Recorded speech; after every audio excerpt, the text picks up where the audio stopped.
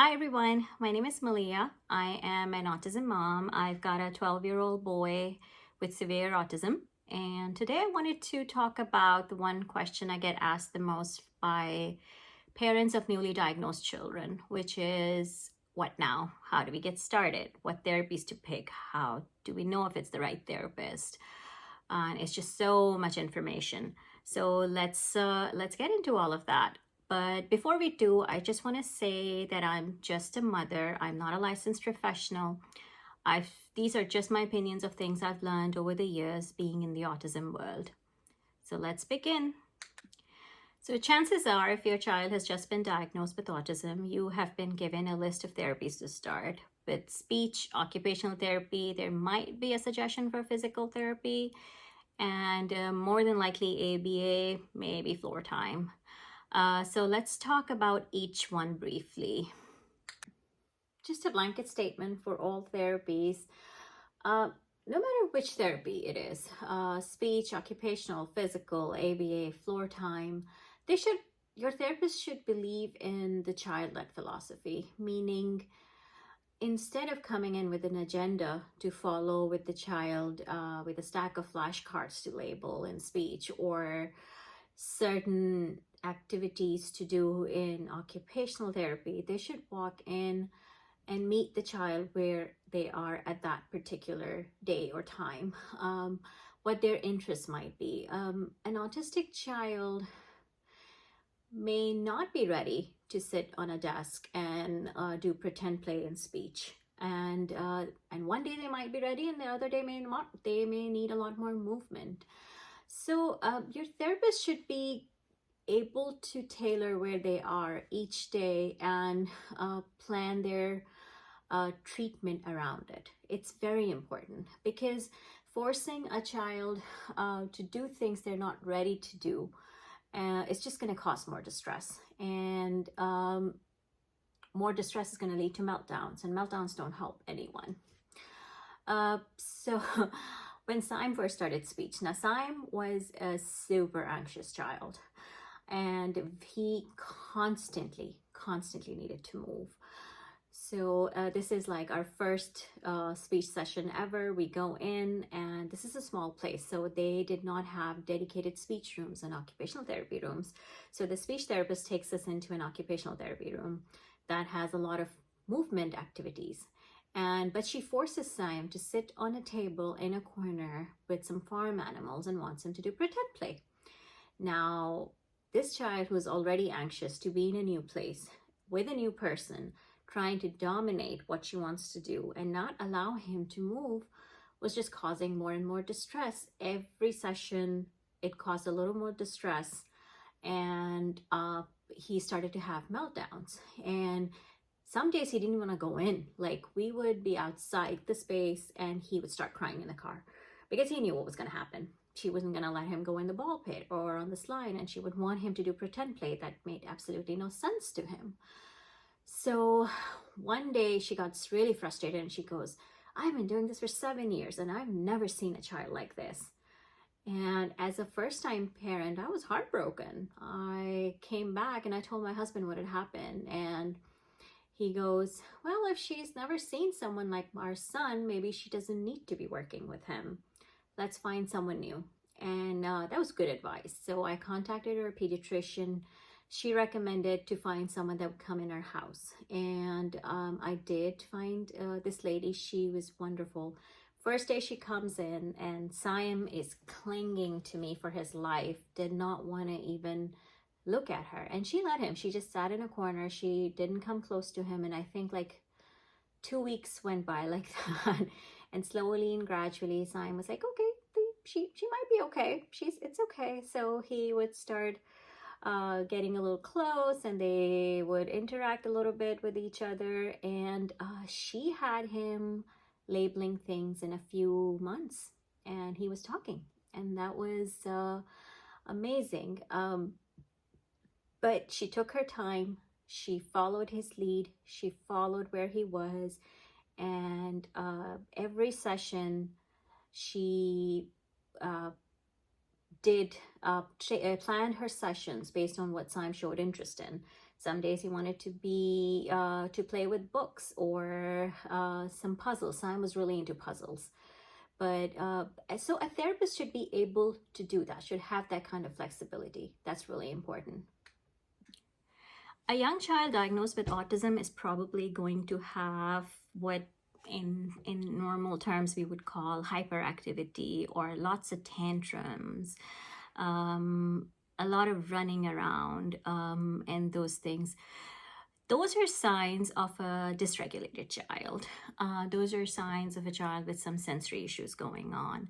So it's very, very important that you find a good OT that is trained in sensory regulation and treatment, and get that addressed, because a dysregulated child is not going to make progress in any therapy. Doesn't matter which therapy you go after. And so if you go into an OT's office with a young child with some of these symptoms, and the first thing they want to do is work on fine motor skills, I highly recommend you switch right away. We have gone through so many OTs over the years. Some were absolutely wonderful. Some were not so great. So as a parent, you have a right, and you will know, your child will tell you if they're not happy. They should be excited to go in. They should be happy to go in. And that is how you know that you have a good therapist, no matter what kind of therapist this is. Saim always met all his physical developmental milestones on time, so we never did any physical therapy. So I have no experience there and no opinion. But I'm assuming the same overall ideas would apply over there as well. ABA versus floor time, the big controversial question these days. Right off the bat, I don't endorse ABA. I am a floor time mom. I have always done floor time. We have tried ABA for a little bit. It was not a good fit for us. When comparing the two philosophies,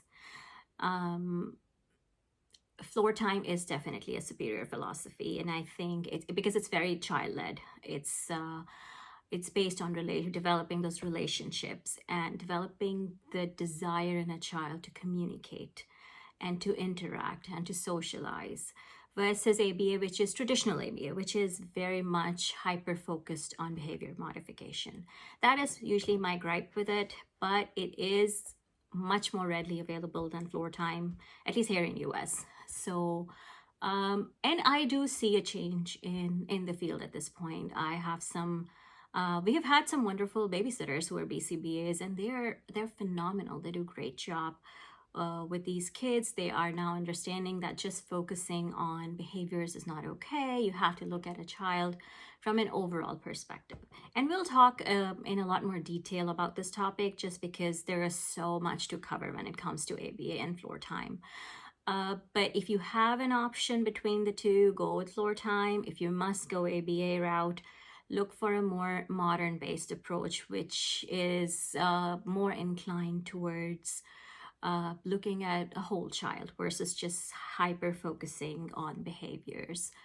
A very quick example would be that a child should not have to earn a break during a session.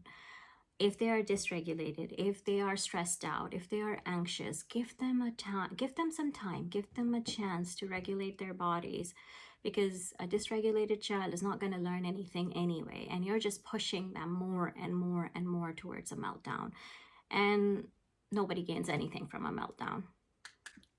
One thing that I've always done with all new therapies that we started in new places was I always insisted on going in with Saim for the first few weeks.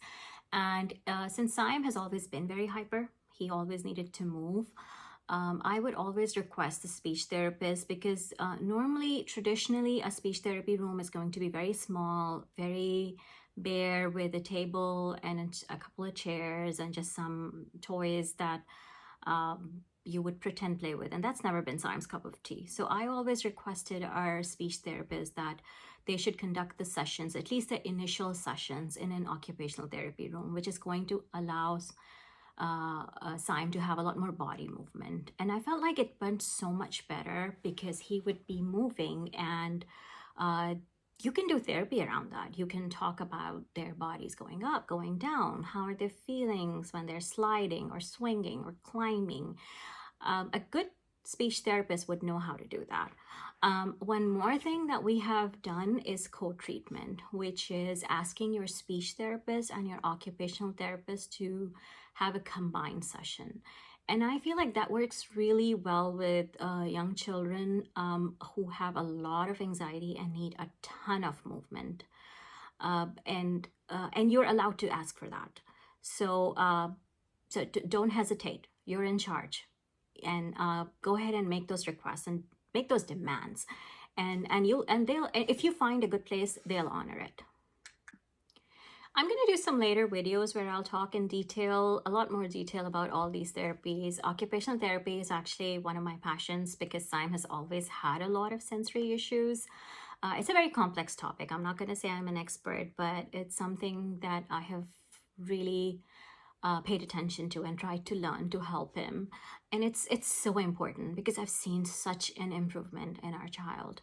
Siam still is not conversational. Siam uses many different modes of communication, and I'll show you guys that in the future. Oh, which reminds me, no child is too young to be introduced to AAC, which is augmentative and alternative communication means.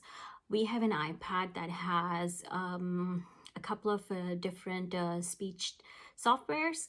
Right now, Siam uses LAMP for communication. He also types, he also points from choice boards. He has some words, some phrases, some gestures. We honor all communication. The idea is that you need to keep the communication going. That is very important. So, and in speech, don't be hyper focused on getting the words out initially. If the words are not coming, there's so many other ways to get started, like pointing and gestures and choices, AAC. And there's no pressure. Just keep modeling to the child, keep modeling, and eventually they pick it up. If your child loves nursery rhymes and will use phrases out of them to try to communicate or sing, you might be looking at a child that is developing speech by what we call Gestalt language processing. The treatment for this is slightly different than analytic language processing, which is traditionally how speech therapy sessions are based on. So if you suspect that your child memorizes phrases out of movies and nursery rhymes and repeats them quite a bit, make sure you ask your speech therapist to evaluate them for Gestalt language processing. I will do a detailed video on that where I'll give you just a brief overview of what the steps of Gestalt versus analytic speech looks like. One more question I get asked a lot is, we want to learn more, and where do we get started? Can you recommend some reading materials? So yes, I have a lot. If you have time for just one book, and that's it, go for Uniquely Human. This is absolutely phenomenal. I recommend it to every parent. If you want to read some more, The Reason I Jump, 10 Things Every Child with Autism Wishes You Knew. And if you're US based, you probably have heard of Kate Swenson. She runs the Facebook group Finding Cooper's Voice, where she documents her journey with her oldest child, Cooper, who is severely autistic. And she is phenomenal. Her book is amazing. If you're looking for a support group, I highly recommend joining her group. I'm part of it. Cooper and Kate are family. And this is actually a really good read, but it's a heavy book, let me warn you. It's called Ido in Autism Land. It's written by Ido Kedar. He is a non-speaking young autistic adult who communicates by an alternative means, and he talks about his journey being non-speaking. So it's a little heavy, but I feel like every parent who has a non-speaking child should have an insight of sometimes how our kids feel, and why their happiness and the fact that they're being treated properly in these therapy centers is so critical. Probably should not be a first book you read, but it's a good one. I highly recommend it. I talked to her parents a few days ago, and she said something to me. She said, "I'm devastated by this diagnosis, but because I'm so sad, I feel so guilty. Like I feel guilty as a parent. How do I deal with that? I feel if I find myself crying all the time, and the more I cry, the more guilty I feel because I feel like I'm not being fair to my kid. You know, when we have our kids, none of us planned for this life, obviously. There is no right emotion to feel. Um, Everything is justified. Grief is natural. Finding out that your child has a lifelong disability is, I don't know, I don't even have words for it. I remember, and I'm gonna do another video about our diagnosis journey because it took us a while to get to that point. Um, but when we went in for that appointment, I exactly knew what the doctor was going to tell me. And I remember just when he said it, just feeling really, really numb. Like I didn't know how to process it. I didn't know how to feel, what to do. Um, and and I was like that for a while. Like I don't think I cried for a long time or felt anything. I was just numb. And it took me, I would say, a couple of years to even say it out loud in front of people that I have an autistic child. It's it, it,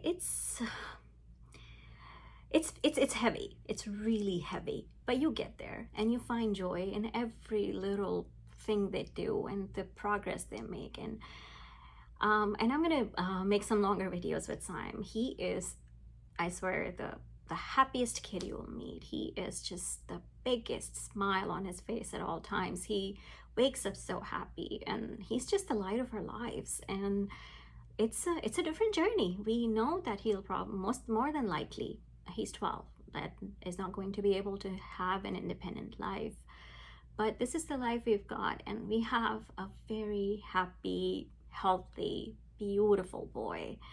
And eventually you get there.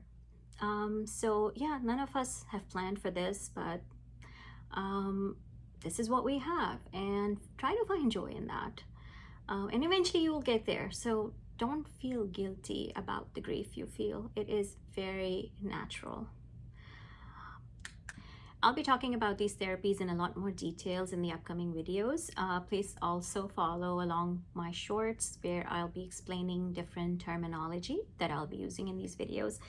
It's really important to learn these terms so you can communicate effectively with your therapist. Thank you so much for watching. See you next time. Bye-bye.